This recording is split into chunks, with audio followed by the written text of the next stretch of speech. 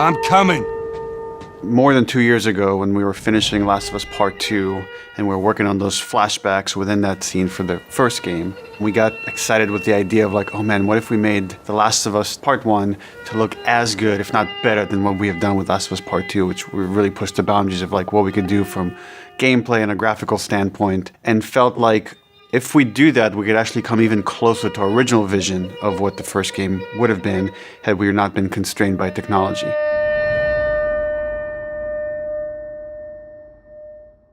The original creative vision of The Last of Us, I think in a lot of ways was larger than what the PlayStation 3 was capable of.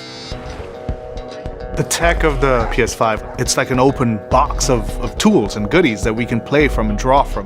The 4K, HDR, improved haptics, 60 frames, help us to reimagine The Last of Us. It gave us opportunities to rebuild our characters at the highest fidelity. Not only are the characters more detailed, I mean down to the irises and the pupil depth. You know, you fall into the eyes of the characters. Aside from that, the facial animation is just way more believable. Like all the nuances, all the little subtle reactions, glances, glares, right? Like you get all of it almost closer to sort of the original performances. So no matter what, you stick to me like glue. Like glue. Like glue. Got it. Good. We are able now to not only just have the highest fidelity characters in the cutscene, but also in gameplay. It's the same character, so now we can do these seamless transitions in and out. Every part of the game has benefited from seamless transitions and emotional scripting. Pretty good, huh? Our stories happen in gameplay, on a stick. She knew my mom. All this stuff is designed to keep you constantly in this world. Riley, come here. Now you got this, go.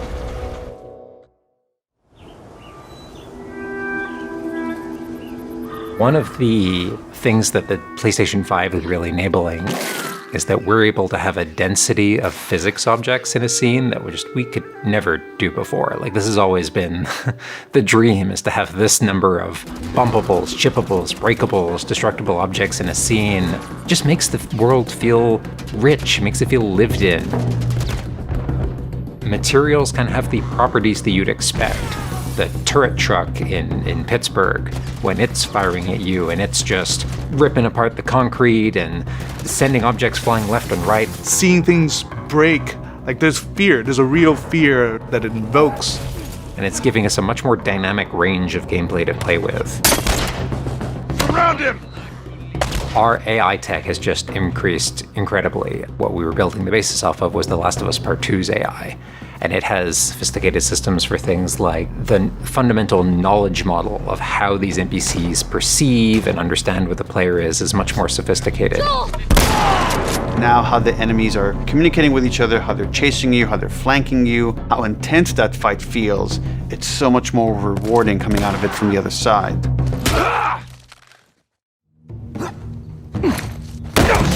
Get out!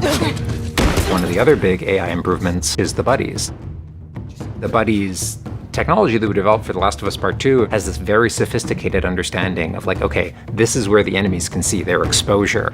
We not only have exposure, we have future exposure. So buddies can know, okay, that enemy is walking forward and they're about to round this corner. So in 3 seconds, that corner is going to be exposed. So I'd better move now to avoid this enemy seeing me.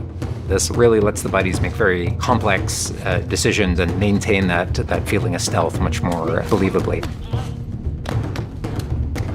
Another big enhancement to the gameplay is that we have this technology called motion matching. Motion matching is this technology that's basically using logic that tries to match the desired movement to a bucket of hundreds of animations.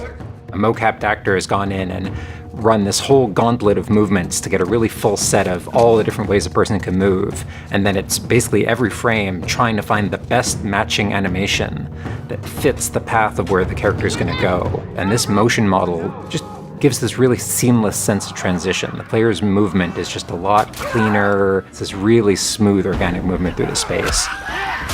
First, we just had to build that core experience. And then beyond that, we wanted to add several features that fans have been asking for.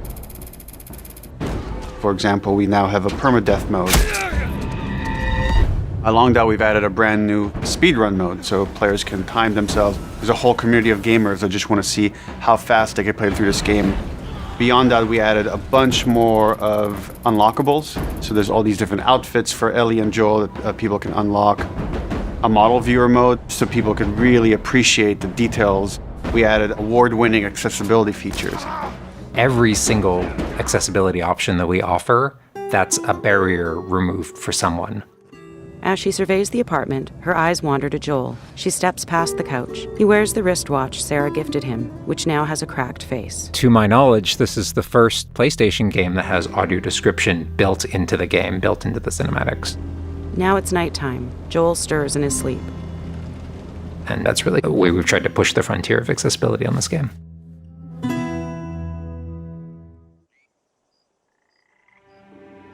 So much of the identity of The Last of Us is the world. We revamped completely the art direction. You know, everything from these expansive vistas that not only are they beautiful, but you feel the environments. You feel the environments in a much more visceral way. The rooftops overlooking the Capitol building, for example, like just the breath of fresh air when you go up there and you feel that sort of release in tension. And then, to juxtapose that down in the tunnels in Wilds, and you get that dank, flooded tunnel feel, that humidity, you can actually feel it. All these environments are just completely reimagined.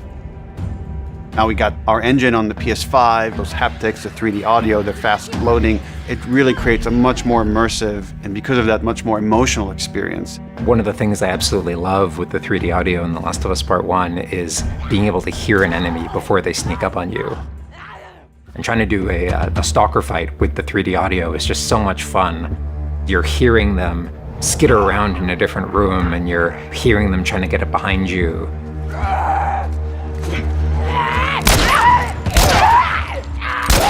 Having that two-part reaction of like hearing, turning, seeing, reacting, it just really heightens that sense of just being grounded. You are in this character, you are in this world.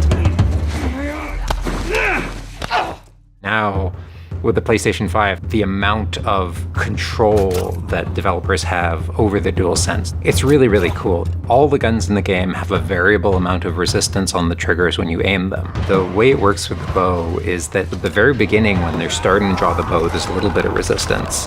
And then as the bow gets tauter and tauter, the amount of resistance is increasing. And then when you release the bow, you're also getting that resistance going out of the trigger. When you are aiming and firing the shotgun, you're going to get a haptic vibration on the shot. And then what I think is one of the ways that the DualSense really advances things is you're going to get a haptic vibration on the pump of the shotgun. And what's much more sophisticated about that on the DualSense is that in effect has a little speaker in it. And it's playing an audio file that comes through in the vibrations. And those two beats is what you're going to feel on the controller. Looks like a good spot.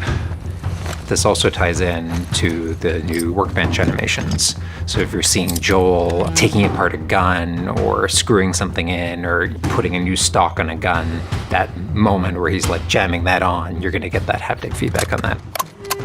We have, haptics all across the board, for all the moments you kind of expect, for clambering, jumping, landing, meleeing, getting meleeed, all those kind of high intensity moments we have represented in the haptics. What I personally absolutely adore is the way we can enhance the really quiet, subtle moments of gameplay. So it's like when Joel goes in to pet the giraffe, getting that little light touch on the haptics as he's petting the giraffe. To me, that's the essence of The Last of Us. It's the high tension moments, it's the low tension moments, it's all of it feeling grounded. It's you're feeling immersed in this world. It's all about bringing you along with that story in as many ways as we can. And that's what the new technology on the PlayStation 5 is allowing.